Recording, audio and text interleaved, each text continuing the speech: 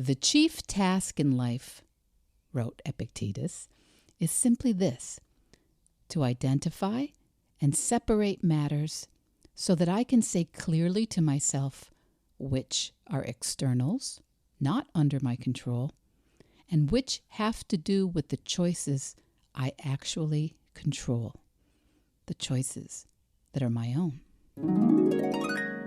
Have you missed hearing from the Stoics? Control the controllables. What are my controllables? Sometimes I forget to concentrate my energy there on my controllables. So today, as I am recording this, it's my birthday week, and I'm going to go on record with a 90-day goal. And you are going to be able to find out across the next 90 days how that goes for me, and maybe even be my coach. And I hope that you will consider controlling your own controllables and setting a 90-day goal this summer right along with me. Ready? I'm not sure I am, but cue the music.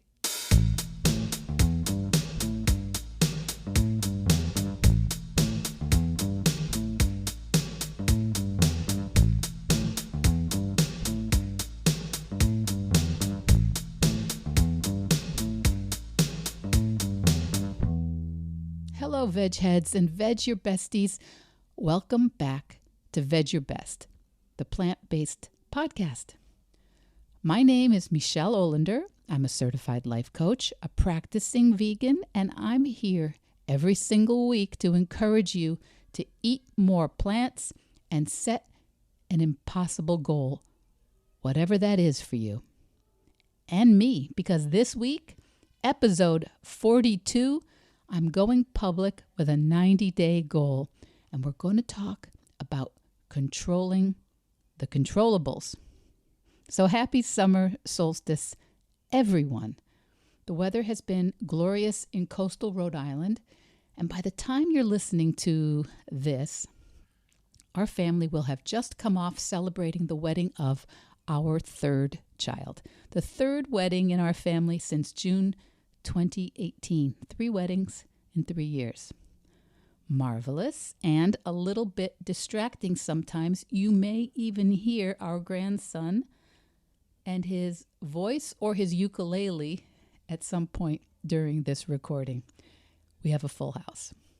So I have even used this wedding and our full house as a bit of an excuse why I'm not ready to tackle certain things or to take certain things off my to-do list. And you know, every time I find myself sucked down a rabbit hole or overwhelmed or fussing about what's required of me or the state of the world or what the heck I'm going to wear this weekend, it's because I'm forgetting to control the controllables, my controllables. Not yours or my family's or my community's, because I can find myself scrolling or waiting or fretting or thinking I need more of something, more time. A lot of times I think more time, more information, more skills. And I'm allowing some other person or weather pattern or law or economy or election or cultural moment to determine how I show up right now. My controllables, according to Epictetus, are things like my opinion, my pursuits, my desires, and my aversions. But what does that sound like for me in my daily life?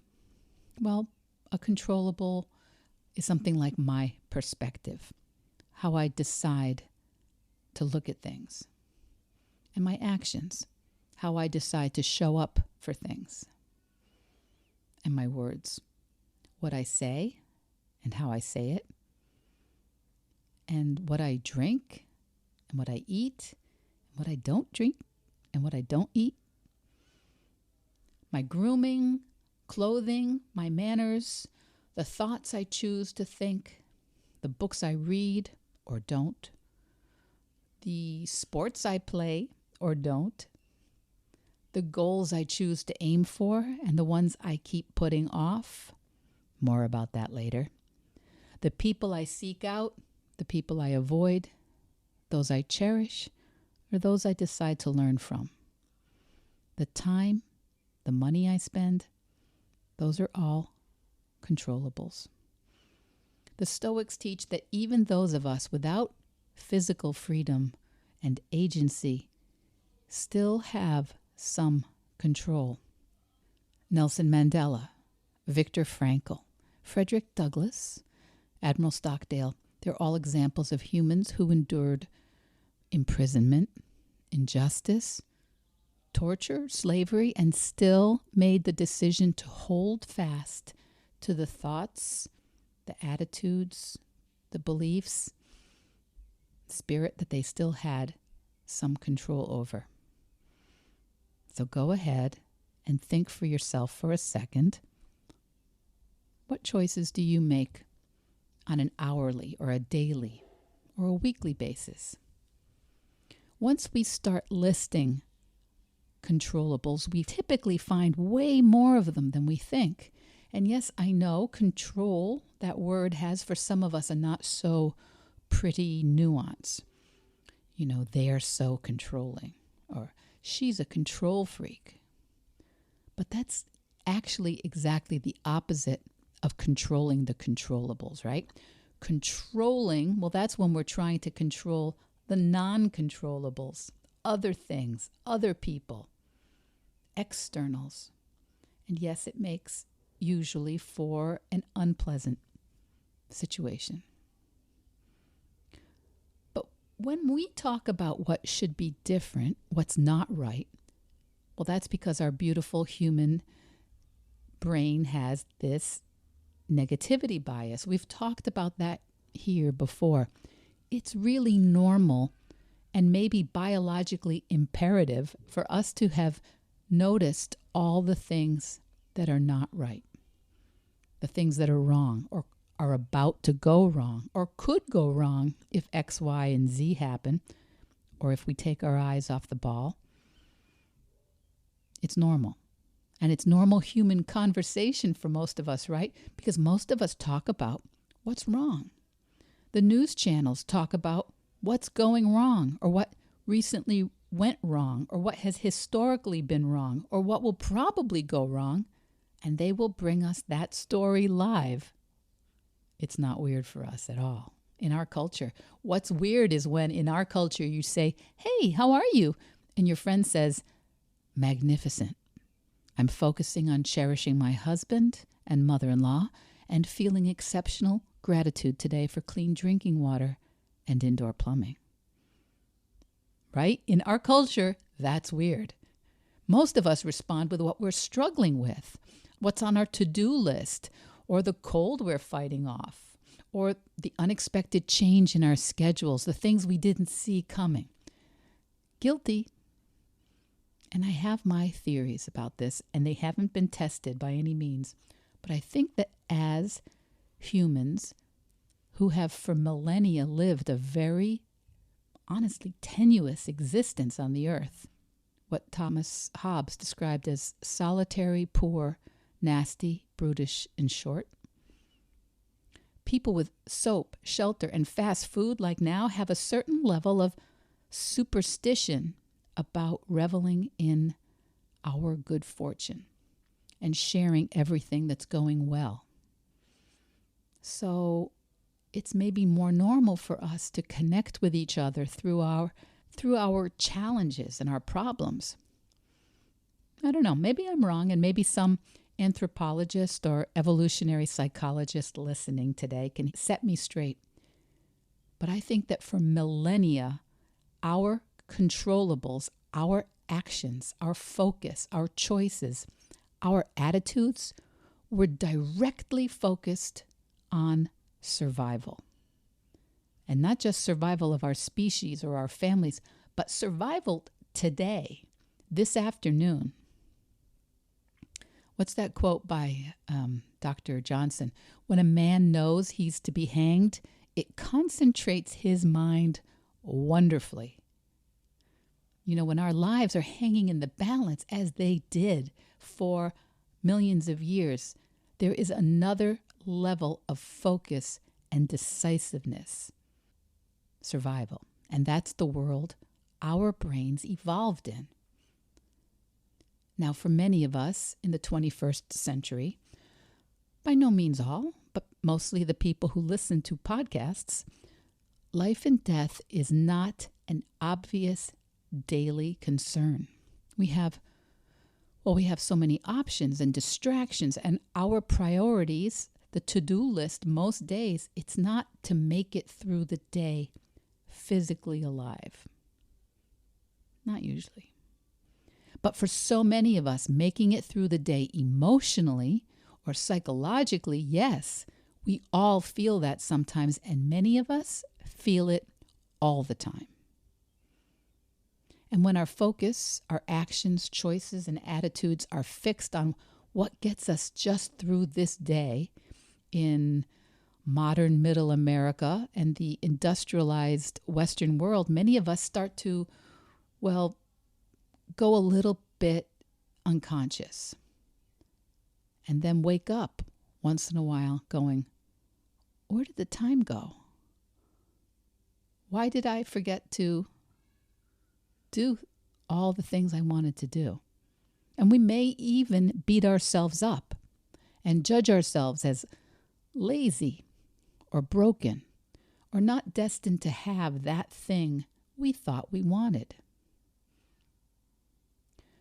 What if even in the most disappointing or difficult part of your life, there are actually things that you can control? Things that you could manage differently than the way you're managing them now. I can choose what thoughts to focus on about my marriage, my community, my country, my physical body, my work. And I can also focus on all those subjects on the thoughts that disappoint me, as well as the thought that inspires me. And that thought doesn't have to go away, that thought of disappointment. The thought that disappoints me doesn't have to stop being true or somewhat true for me to just decide to stop focusing on it. I can choose on what I want more of. Do I want to feel more disappointment or feel more love, more excitement, more opportunity? I know that sometimes this doesn't feel like a choice, but I think it is. The thoughts we think, even the ones that seem so true, they're not always 100% accurate, are they? And sometimes they're pretty accurate, but not very useful. So now on to the 90-day challenge. I have a thought that came up on my birthday this past week. As I'm recording this and as I'm preparing for our family wedding, my thought was, I just turned 62 and I have never published a book. I always thought my whole life that I would be a writer. And I have written loads of things. I've been a copywriter, I've written TV and radio commercials, I've written art history articles, and more recently coaching articles. I've written podcasts and a lot of things, but I have never published a book. And I have never written a book that is ready to go out for editing to be published. And believe me, I can make that fact proof of about a million negative things about me. Things like, I must be lazy, I'm disorganized, I'm very mediocre, I'm a time waster, I might be delusional, I can get kind of victim-y. This is an endless list. But at the top of it, there's only a very normal, basic, garden variety fact that I've never published a book.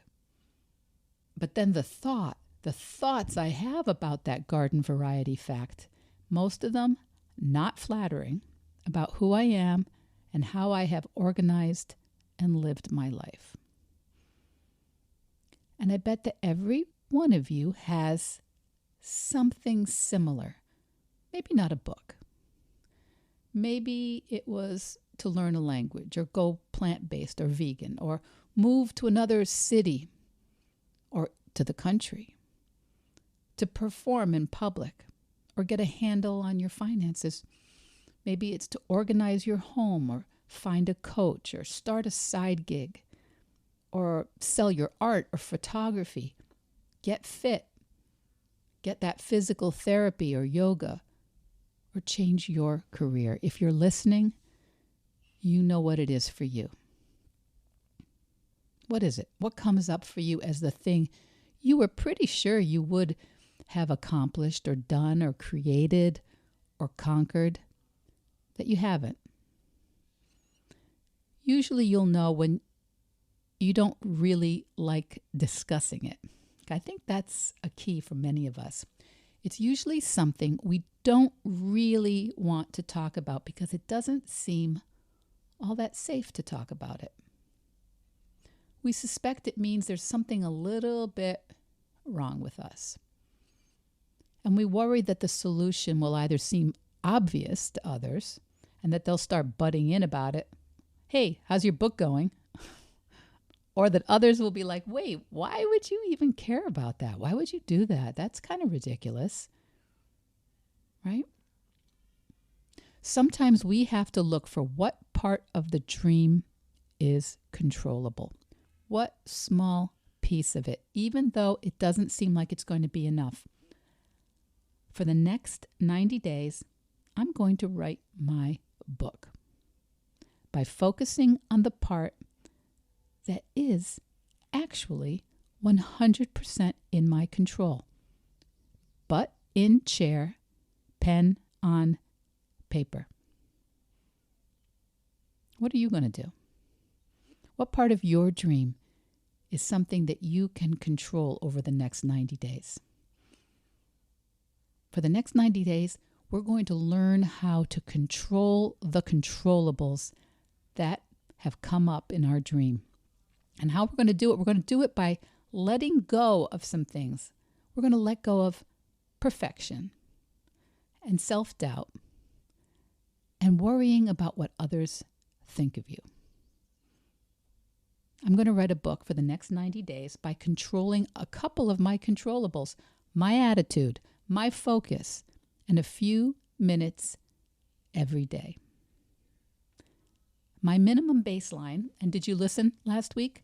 My minimum baseline for the next 2 weeks will be that I log into my Google Doc every day and write a sentence.